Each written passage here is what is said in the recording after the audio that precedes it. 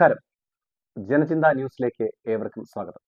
ഈ social reservation protection council എന്ന് പറയുന്ന കഴിഞ്ഞ 2020 മുതൽ കേരളത്തിൽ പ്രവർത്തിച്ചു വരുന്ന ഒരു ഓർഗനൈസേഷനാണ് ഈ പ്രസ് മീറ്റിംഗ് വിളിച്ചു ചേർത്തിട്ടുള്ളത്. ഇതിൻ്റെ മീറ്റിംഗിൽ പങ്കെടുക്കുന്നത് SRPCയുടെ സംസ്ഥാന chairman Shri TV Natesan sir ഉണ്ട്. ഇതിൻ്റെ സംസ്ഥാന treasurer Shri DR Vinod sir ഉണ്ട്. SRPCയുടെ vice chairman Shri IR Sadanandan സാറുണ്ട്. AKCS എന്ന സംഘടനയും അതോടൊപ്പം തന്നെ SRPCയുടെ വൈസ് ചെയർമാനുമായ അഡ്വക്കേറ്റ് സതീഷ് കുമാർ സാറുണ്ട്. അതോടൊപ്പം തന്നെ AKCSന്റെ സംസ്ഥാന പ്രസിഡന്റ് സുരേഷ് കുമാർ സാറുണ്ട്. All India confederation of SC/ST ഓർഗനൈസേഷന്റെ സംസ്ഥാന വർക്കിംഗ് പ്രസിഡന്റ് ശിവരാമൻ സാറുണ്ട്. അതോടൊപ്പം തന്നെ AKCSന്റെ സംസ്ഥാന സെക്രട്ടറി ശ്രീ ബാബൻ സാറുണ്ട്. ഇത്രയും ആളുകളാണ് ഈ പ്രസ് മീറ്റിംഗിൽ പങ്കെടുക്കുന്നത്. ഇതെല്ലാം കേരളത്തിലെ വളരെ പ്രധാനപ്പെട്ട പട്ടിക വിഭാഗ സംഘടനകളുടെ ഒരു കോർഡിനേഷനാണ് SRPC എന്ന് പറയുന്നത്. സോഷ്യൽ റിസർവേഷൻ പ്രൊട്ടക്ഷൻ കൗൺസിൽ എന്നാണ് അറിയപ്പെടുന്നത്. ഇത് ചെയർമാൻ എന്ന് പറയുന്നത് ഓൾ ഇന്ത്യ കോൺഫെഡറേഷൻ്റെ all India confederation of SC/ST organisation എന്ന് പറയുന്ന ദേശീയമായി പ്രവർത്തിക്കുന്ന ഒരു സംഘടനയുടെ സംസ്ഥാന ചെയർമാനാണ്. കേരള സംഭവ സഭയുടെ സംസ്ഥാന ജനറൽ സെക്രട്ടറിയാണ് DR Vinod sir. Kerala chairman സംഘത്തിന്റെ സംസ്ഥാന ജനറൽ സെക്രട്ടറിയാണ് IR Sadanandan sir. All Kerala Akhila Kerala Hindu Chemman സമാജത്തിന്റെ സംസ്ഥാന സെക്രട്ടറിയാണ് ബഹുമാനപ്പെട്ട advocate Satish Kumar sir. All Kerala Hindu Chemman സമാജത്തിന്റെ സംസ്ഥാന പ്രസിഡന്റാണ് Suresh Kumar sir. All India confederation of SC/ST ഓർഗനൈസേഷന്റെ സംസ്ഥാന സെക്രട്ടറിയാണ് സംസ്ഥാന വർക്കിംഗ് പ്രസിഡന്റാണ് ശിവരാമൻ സാർ. എൻ്റെ പേര് AK സജീവ്. ഞാൻ അഖില കേരള ചെയർമാൻ ഹിന്ദു മഹാസഭയുടെ സംസ്ഥാന ജനറൽ സെക്രട്ടറിയാണ്. ഈ പ്രധാനമായിട്ടും പത്രസമ്മേളനം വിളിച്ചു കൂട്ടിയതിൻ്റെ ഉദ്ദേശം എന്ന് പറയുന്നത് കഴിഞ്ഞ 2 വർഷക്കാലമായി പട്ടിക വിഭാഗ വിദ്യാർത്ഥികളുടെ സ്റ്റൈപ്പൻഡ് സമയബന്ധിതമായി കൊടുക്കുന്നില്ല. നിരവധി തവണ പട്ടിക വിഭാഗ വകുപ്പ് മന്ത്രിയോടും അതോടൊപ്പം തന്നെ കേരളത്തിൻ്റെ മുഖ്യമന്ത്രി അടക്കമുള്ള ഗവൺമെൻറ്റിനോടും വ്യത്യസ്ത മേഖലകളിൽ നിന്നുകൊണ്ട് ആവശ്യപ്പെട്ടിട്ടും ഇതുവരെയും കൊടുത്തിട്ടില്ല. അതിനെ സംബന്ധിച്ച് വിശദമായിട്ട് അവർ പറയും. അത് ഇപ്പോൾ ഹൈക്കോടതിയുടെ ഡയറക്ഷൻ വന്നിട്ട് പോലും കൊടുക്കാമെന്ന് മാത്രമാണ് പറഞ്ഞിട്ടുള്ളത്. അത് പട്ടിക വിഭാഗം വിദ്യാർത്ഥികളുടെ വിദ്യാഭ്യാസ രംഗത്തു നിന്നുള്ള കൊഴിഞ്ഞുപോക്ക് പോലും ഉണ്ടായിക്കൊണ്ടിരിക്കുന്ന ഒരു ഘട്ടമാണ്. അടിയന്തരമായും ഗവൺമെൻറ് ഇത് ചെയ്യണം എന്നാവശ്യപ്പെട്ടുകൊണ്ടും അതോടൊപ്പം തന്നെ 1990കളിലാണ് പട്ടിക വിഭാഗത്തിൽപ്പെട്ട വിദ്യാർത്ഥികളുടെ ലക്ഷം ഗ്രാൻഡ് 180 രൂപയാണ്. അന്ന് പ്രീഡിഗ്രിക്കൊക്കെ പഠിക്കുന്ന വിദ്യാർത്ഥികളുടെ ഇന്ന് 190 രൂപയാണ്. അതായത് കാലോചിതമായ വർധനവ് ഈ മേഖലയിൽ ഉണ്ടായിട്ടില്ല. അതുകൊണ്ട് ഈ വിഭാഗത്തിൽപ്പെട്ട വിദ്യാർത്ഥികളുടെ സ്റ്റൈപ്പൻഡ് കാലോചിതമായി വർദ്ധിപ്പിക്കുക. അന്യ സംസ്ഥാനങ്ങളിൽ പഠിക്കുന്ന പട്ടിക വിഭാഗ വിദ്യാർത്ഥികളുടെ ട്യൂഷൻ ഫീസ് ഹോസ്റ്റൽ ഫീസ് ഒന്നും കൊടുക്കുന്നില്ല സമയബന്ധമായി. ഇതിൻ്റെ പേരിൽ അന്യ സംസ്ഥാനങ്ങളിൽ പഠിക്കുന്ന പല നേഴ്സിംഗ് മേഖലയിലും പാരാമെഡിക്കൽ മേഖലയിലൊക്കെ പഠിക്കുന്ന വിദ്യാർത്ഥികൾ പഠനം ഉപേക്ഷിക്കുന്ന ഒരവസ്ഥയാണ്. അത് അടിയന്തരമായി കേന്ദ്ര ഗവൺമെൻറ്റിൻ്റെയും സംസ്ഥാന ഗവൺമെൻറ്റിൻ്റെയും ശ്രദ്ധയിൽപ്പെടുത്തുന്നതിനുള്ള ഒരു ലക്ഷ്യമുണ്ട്. അതോടൊപ്പം തന്നെ സംസ്ഥാനത്ത് ലീഡർ മേഖലയിൽ സംവരണം ആവശ്യപ്പെട്ടുകൊണ്ട് നിരവധി തവണയായി ഞങ്ങളൊക്കെ വ്യത്യസ്തമായ സമരങ്ങൾ നടത്തിയിട്ടുള്ളതാണ്. പക്ഷേ ലീഡർ മേഖലയിലെ സംവരണം നടപ്പിലാക്കുന്നതിൽ ഒരു ഗവൺമെൻറ്റുകളും ശ്രദ്ധിക്കുന്നില്ല. അതുകൊണ്ട് ലീഡർ മേഖലാ സംവരണം നടപ്പിലാക്കുക എന്ന് പറയുന്നത് ലീഡർ മേഖലാ സംവരണം PSCക്ക് വിടുക, നിയമന PSCക്ക് വിടുക എന്നുള്ള മുദ്രാവാക്യം കൂടെ വെച്ചുകൊണ്ടാണ് നമ്മൾ ഈ സമരത്തിലേക്ക് പോകുന്നത്. അതോടൊപ്പം തന്നെ സംസ്ഥാനത്ത് ജാതി സെൻസസ് നടപ്പിലാക്കണമെന്ന് ചില ഘട്ടങ്ങളിൽ മാത്രം ഉയർന്നു വരികയും പിന്നീട് അത് വേണ്ട നിലയിൽ ശ്രദ്ധിക്കപ്പെടാതെ പോവുകയും ചെയ്യുന്നു. അതുകൊണ്ട് സമ്പൂർണ്ണമായും എല്ലാ ജനവിഭാഗങ്ങളുടെയും സാമൂഹിക സാമ്പത്തിക സർവേ SRPC ആവശ്യപ്പെടുകയാണ്. അതോടൊപ്പം തന്നെ താൽക്കാലിക നിയമനങ്ങൾ, കേരളത്തിലെ നിരവധി താൽക്കാലിക നിയമനങ്ങളാണ് ഇപ്പോൾ എംപ്ലോയ്മെന്റ് എക്സ്ചേഞ്ച് വഴിയും ഗവൺമെന്റ് നേരിട്ടും ചെയ്തുകൊണ്ടിരിക്കുന്നത്. ഇതിലൊന്നും സംവരണ തത്വങ്ങൾ പാലിക്കപ്പെടുന്നില്ല.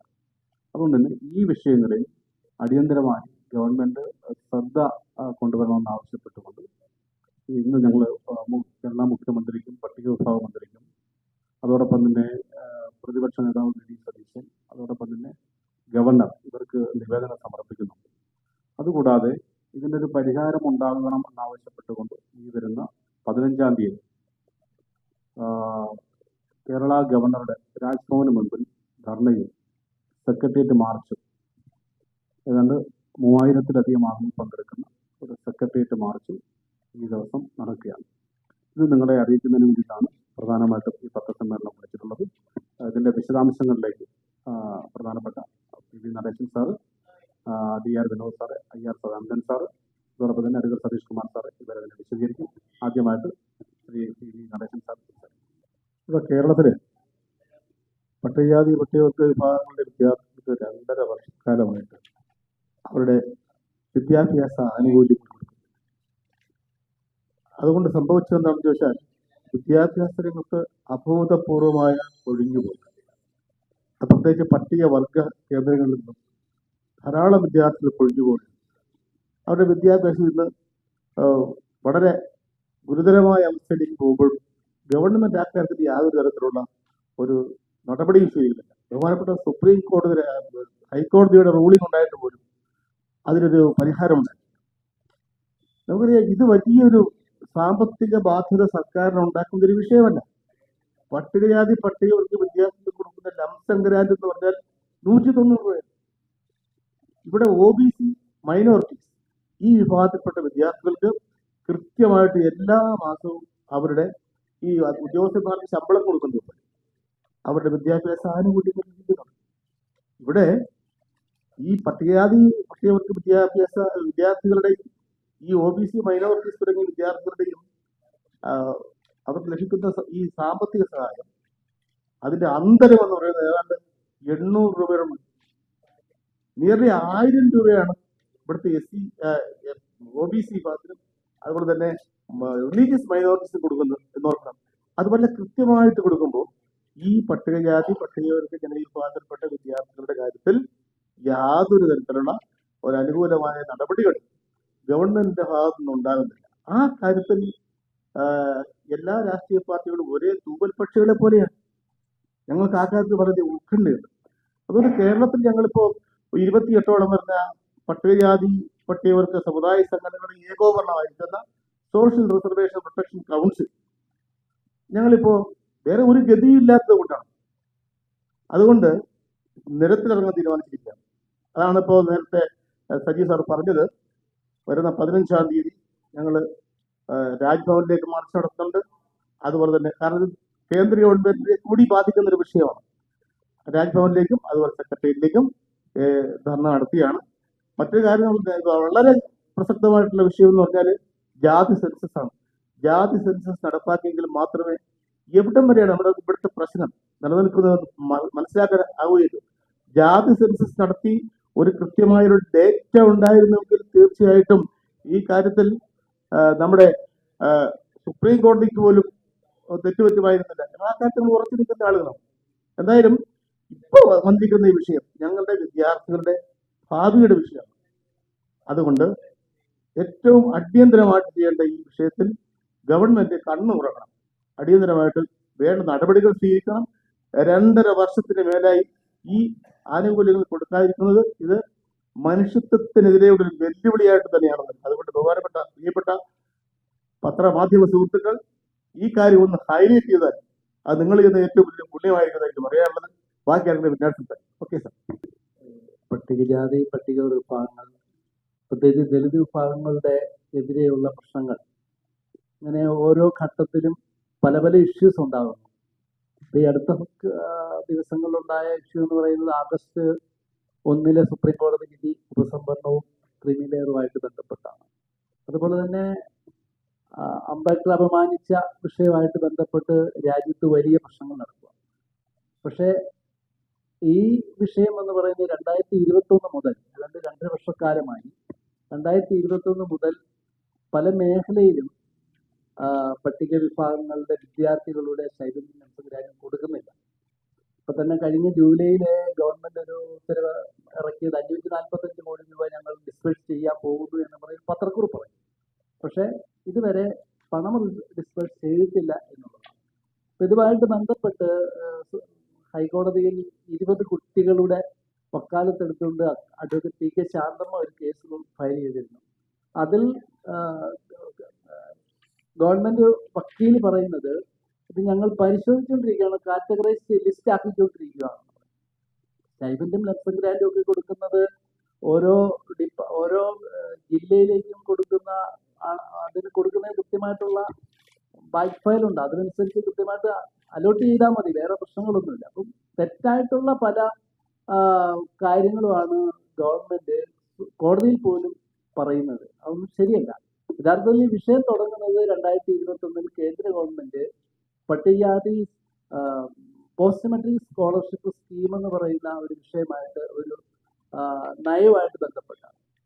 അപ്പോൾ ആ നയത്തിന്റെ ഭാഗമായിട്ട് കേന്ദ്ര ഗവൺമെന്റ് കൊടുക്കുന്ന 60%, സംസ്ഥാനങ്ങൾ കൊടുക്കുന്ന 40%, അത് 4 തവണയായിട്ട് കൊടുത്താൽ മതി എന്നുള്ളൊരു നയം കേന്ദ്ര ഗവൺമെന്റ് നടപ്പാക്കുന്നു. അതോടൊപ്പം തന്നെ കുട്ടികളുടെ അക്കൗണ്ടിലേക്ക് ഈ tuition fees, stipend, lump sum grand, അതോടൊപ്പം തന്നെ ഹോസ്റ്റൽ ഫീസ്, ഇതെല്ലാം കുട്ടികളുടെ അക്കൗണ്ടിലേക്ക് കൊടുക്കുക എന്നുള്ള ഒരു തീരുമാനവും കൂടി ഗവൺമെന്റ് ഉണ്ടാകുന്നു. അത് സംസ്ഥാന ഗവൺമെന്റ് വന്നപ്പോൾ അത് ഒറ്റ തവണ കൊടുത്താൽ മതി. ഞങ്ങളൊക്കെ പഠിക്കുമ്പോൾ മാസം മാസം സ്റ്റൈഫൻഡ് കിട്ടുന്ന ആ സ്റ്റൈഫൻഡ് കൊണ്ടാണ് ഞങ്ങൾ പഠന സാമഗ്രികൾ വാങ്ങിക്കുകയും മറ്റ് ചെലവുകളൊക്കെ കഴിയുന്നത്. പക്ഷെ ഇപ്പോൾ അങ്ങനെയല്ല, ഒറ്റ വർഷം കൊടുത്താൽ മതിയെന്ന് ഗവൺമെന്റ് അങ്ങ് തീരുമാനിച്ചു. അത് ഞങ്ങൾക്ക് പ്രതിഷേധാർഹമാണ്, അത് ശരിയല്ല. മാസം മാസം കുട്ടികൾക്ക് ലഭിക്കേണ്ട സ്റ്റൈഫൻഡ് ലംസം ഗ്രാൻഡും കൊടുക്കണം. അത് കാലോചിതമായിട്ട് പരിഷ്കരിക്കേണ്ടത് തന്നെ വേണം. ഇപ്പം നമുക്ക് അറിയാം, രജനി എസ് ആനന്ദ് മരിച്ചത് ഈ പിന്നെ ഹോസ്റ്റൽ ഫീസ് അതുപോലെയുള്ള ഫീസുകൾ കൊടുക്കാനില്ലാതെയാണ്. അപ്പോഴാണ് ഈ സ്റ്റൈഫൻഡ് ലംസം ഗ്രാൻഡ് വർദ്ധിപ്പിക്കാനായിട്ട് ഗവൺമെന്റിന് ബുദ്ധി ഉണർന്നത്. അപ്പം അത്തരത്തിലൊരു നിലപാടാണ് ഗവൺമെന്റ് എടുത്തിരിക്കുന്നത്. ഇപ്പം ഈ ട്യൂഷൻ ഫീസും ഹോസ്റ്റൽ ഫീസും കുട്ടികളുടെ അക്കൗണ്ടിലേക്ക് ഗവൺമെന്റ് കൊടുക്കുന്നത് കൊണ്ട് എന്താണ്, അതിന്റെ ബാധ്യത കുട്ടികൾക്ക് മാത്രമായിട്ട് മാറിയിരിക്കുകയാണ്. ഇപ്പൊ ഈയിടെ ഒരു അമ്മു എന്ന് പറയുന്ന ഒരു കുട്ടി, അതിനെക്കുറിച്ച് ഞങ്ങൾ പരിശോധിച്ചപ്പോൾ അതിന്റെ ആ കുട്ടിയുടെ പിന്നെ സഹപാഠികൾ അതിനെ ഹരാസ് ചെയ്തു എന്നുള്ളതാണ്. അതിൽ ഈ ഹോസ്റ്റൽ ഫീസ് ഉൾപ്പെടെയുള്ളത് കൊടുക്കാത്തത് ബന്ധപ്പെടുന്നു എന്നുള്ളതാണ് ഞങ്ങൾ മനസ്സിലാക്കുന്നത്. അപ്പം അങ്ങനെ പല മേഖലയിലും കുട്ടികൾ അങ്ങനെ ഹരാസ്മെന്റിൽ നിന്നും അവർക്ക് മാനസിക ബുദ്ധിമുട്ടുണ്ടാകും.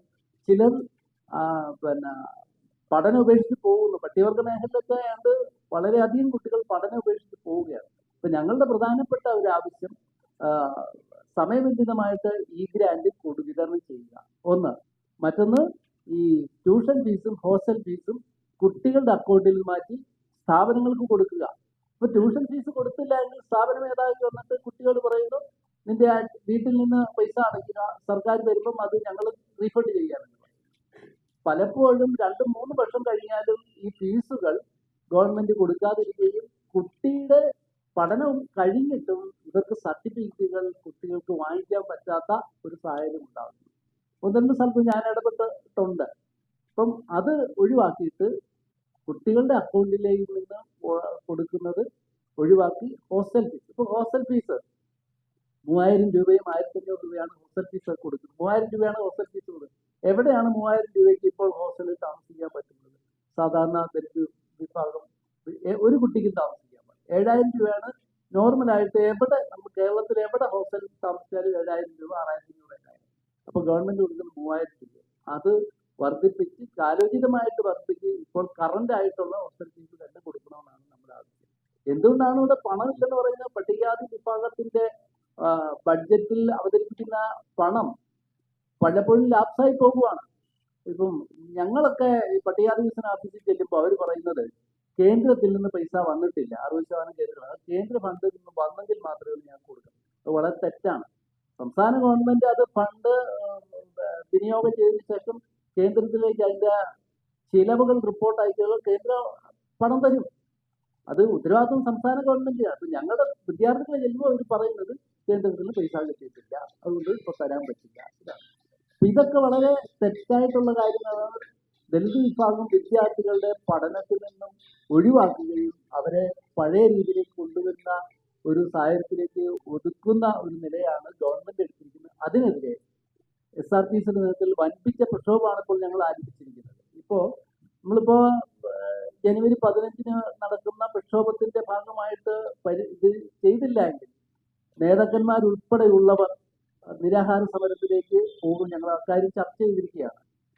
അപ്പം അത്തരത്തിലുള്ള നിലപാടുകൾ ഗവൺമെന്റ് എടുക്കരുത് എന്നുള്ള ഞങ്ങൾ പറഞ്ഞ ഈ കാര്യങ്ങൾ പല സംഘടനകളുണ്ട്, ധാരാളം സംഘടനകൾ കേരളത്തിലുണ്ട്. ഒരു സംഘടനയും ഈ വിഷയത്തിൽ കാര്യമായിട്ടുള്ള പഠനങ്ങൾ നടത്തിയിട്ടില്ല. അതുകൊണ്ട് തന്നെയാണ് പല സംഘടനകളും സമരത്തിലേക്ക് വരാത്തത്. എനിക്ക് തോന്നുന്നു ഞങ്ങളുടെ ഈ സമരത്തിലേക്ക് വന്നു കഴിഞ്ഞാൽ പല സംഘടനകളും ഈ വിഷയത്തിൽ ശക്തമായ സമരത്തിലേക്ക് വരും. അതുകൊണ്ട് ഈ കാര്യത്തിൽ മാധ്യമ സുഹൃത്തുക്കൾ വളരെ സത്യസന്ധമായിട്ടുള്ള ഈ വിഷയങ്ങൾ പൊതുജനങ്ങളിൽ അവതരിപ്പിക്കണമെന്നാണ് ഞങ്ങൾക്ക് പറയാനുള്ളത്. നമസ്കാരം. ഞങ്ങളുടെ കുട്ടികളുടെ ഭാവിയെ ബാധിക്കുന്ന ഒരു പ്രശ്നമാണ്. കാരണം പല കുട്ടികളും പകുതിയിൽ വെച്ച് വിദ്യാഭ്യാസം നിർത്തിപ്പോവുക അവർക്ക് ഈ സാമ്പത്തിക ആനുകൂല്യം കൃത്യസമയത്തിന് കിട്ടാത്തതുകൊണ്ടുമാണ്. ഒരു പോയിന്റ് മാത്രം ഞാൻ പറയാം. കേന്ദ്ര സർക്കാർ പട്ടികജാതി ആനുകൂല്യം, വിദ്യാഭ്യാസ ആനുകൂല്യം കിട്ടുവാനായിട്ട് പട്ടികവിഭാഗത്തിൽപ്പെട്ട കുട്ടികളുടെ അവരുടെ കുടുംബ വാർഷിക വരുമാന പരിധി 2,50,000 എന്ന് നിശ്ചയിച്ചിരിക്കുന്നു. അതേസമയം EWS ഉള്ള കുട്ടികളുടെ ഈ ഫീസ് ആനുകൂല്യവും സ്റ്റൈഫൻഡും കിട്ടുവാനായിട്ട് അവരുടെ കുടുംബ വാർഷിക പരിധി 8 ലക്ഷം രൂപ. അപ്പൊ അന്തരം നോക്ക്, EWSകാർക്ക് 8 ലക്ഷം എന്ന് നിശ്ചയിച്ചിരിക്കുമ്പോഴാണ് പട്ടികവിഭാഗക്കാർക്ക് 2 ലക്ഷം എന്ന് നിശ്ചയിച്ചിരിക്കുന്നത്. ഇതിന്റെ അർത്ഥം EWSൽ കൂടുതൽ ആളുകളെ ഉൾപ്പെടുത്തിക്കൊണ്ട് കൂടുതൽ ആളുകൾക്ക് ആനുകൂല്യം കൊടുക്കുകയും പട്ടികവിഭാഗത്തിൽപ്പെട്ട ആളുകളെ ചുരുക്കം ആളുകൾക്ക് മാത്രം കൊടുക്കുകയും ഈ ഒഴിവാക്കാൻ പറ്റുന്ന മാക്സിമം ആളുകളെ ഒഴിവാക്കുന്ന ഒരു രീതിയാണ് ഈ വരുമാന പരിധി നിശ്ചയിച്ചിരിക്കുന്നത് നമ്മൾ മനസ്സിലാക്കി. അപ്പോൾ ഇത് വളരെ പ്രതിഷേധാർഹമാണ്. ഇത് പൊതുസമൂഹത്തിനെ അറിയിക്കുക, ഇതിന് പരിഹാരം കാണുക എന്നുള്ളതാണ് ഞങ്ങളുടെ ഈ സമരത്തിന്റെ ഉദ്ദേശം എന്ന് പറഞ്ഞുകൊണ്ട് ഞാൻ ബഹുമാനപ്പെട്ട നേതാക്കന്മാരെല്ലാം തന്നെ ഈ വിഷയം പറഞ്ഞു കഴിഞ്ഞു. എനിക്ക് ഒന്നും കൂടി ഓർമ്മിപ്പിക്കാനുള്ളത്, നമ്മുടെ സുരേഷ് സാർ പറഞ്ഞതുപോലെ കേരളം ഇന്ത്യയിലാണ് സ്ഥിതി ചെയ്യുന്നത്. കേരളത്തിലെ വിദ്യാർത്ഥികൾക്ക് വേണ്ടി ഈ ആനുകൂല്യങ്ങൾ കൊടുക്കുന്നതിനും വരുമാന പരിധി നിശ്ചയിച്ച ഗവൺമെന്റ് പട്ടികജാതിക്കാരെ തികച്ചും അടച്ചാക്ഷേപിക്കുന്നത് തരത്തിൽ 2.5 ലക്ഷം രൂപ വരുമാന പരിധി നിശ്ചയിക്കുകയും അതേസമയം EWSന് 8 ലക്ഷം രൂപ വരുമാന പരിധി നിശ്ചയിക്കുകയും ചെയ്യുന്നു. ഇതാണ് ഇവിടെ പട്ടികജാതിക്കാരോട് കാണിക്കുന്ന അനീതി, അതിക്രമം. ഈ സർക്കാർ തന്നെ ഇത് കാണിക്കുമ്പോൾ മറ്റുള്ള വിഭാഗങ്ങൾ എങ്ങനെ കാണിക്കാതിരിക്കും എന്നതാണ് ഇവിടെ ചൂണ്ടിക്കാണിക്കപ്പെടുന്ന ഒരു വിഷയം. ഇത് മാത്രമല്ല, പട്ടികജാതിക്കാരന് 5-10 സെറ്റ് മാത്രം വസ്തു ഉണ്ടായിരിക്കുമ്പോൾ EWSന്റെ പരിധി ഗ്രാമപ്രദേശത്ത് 2.5 ഏക്കർ വരെ പരിധി നിശ്ചയിക്കുന്ന സർക്കാർ. ആ സർക്കാരാണ് പട്ടികജാതി വിദ്യാർത്ഥികളുടെ വിദ്യാഭ്യാസ ആനുകൂല്യങ്ങൾ കഴിഞ്ഞ 2.5 വർഷക്കാലമായി തടഞ്ഞു വെച്ചുകൊണ്ടും അതിനെ കൃത്യമായി വിതരണം ചെയ്യാതെയും, മറിച്ച് ഇത് പട്ടികജാതി വിഭാഗങ്ങളുടെ വികസന പ്രവർത്തനത്തിന് വേണ്ടി ബഡ്ജറ്റിൽ ഉൾക്കൊള്ളിക്കുന്ന തുകയുടെ 40-60% ലാപ്സാക്കി കളയുകയും ചെയ്യുന്ന ഒരു പ്രവണത വർഷങ്ങളായി മാറി വരുന്ന സർക്കാരുകൾ ചെയ്തുകൊണ്ടിരിക്കുന്നു. ഇത് ഏത് സർക്കാർ വന്നിരുന്നാലും ഇത് കോരന്റെ കൂടെയാണ് ഞങ്ങൾ, പട്ടികജാതിക്കാരുടെ കൂടെയാണ് ഞങ്ങൾ, ഇവിടുത്തെ അടിസ്ഥാന വർഗത്തിന്റെ കൂടെയാണ് ഞങ്ങൾ എന്ന് പറയുന്ന സർക്കാരുകളാണ് ഇത്തരം പ്രവണതകൾ വെച്ച് പുലർത്തുകയും പട്ടികജാതി വിദ്യാർത്ഥികളുടെ വരും തലമുറയുടെ ജീവിത മാർഗത്തെ തടസ്സപ്പെടുത്തുന്ന തരത്തിൽ, അവരുടെ വിദ്യാഭ്യാസത്തെ തടസ്സപ്പെടുത്തുന്ന തരത്തിൽ ഈ സർക്കാരുകൾ ചെയ്യുന്നു. ഇത് തികച്ചും അപലപനീയമാണ്. ഇത് ശക്തമായി തന്നെ പോരാട്ടങ്ങൾക്ക് ഞങ്ങൾ രൂപം കൊടുക്കുന്നുണ്ട്. ഇത് വരുന്ന 15-ാം തീയതി സെക്രട്ടേറിയറ്റിന് മുന്നിലും ഒക്കെയുള്ള മാർച്ചും അതുപോലെ തന്നെ രാജ്ഭവനിലേക്കുള്ള ധർണയും ഞങ്ങൾ വൻ വിജയമാക്കും.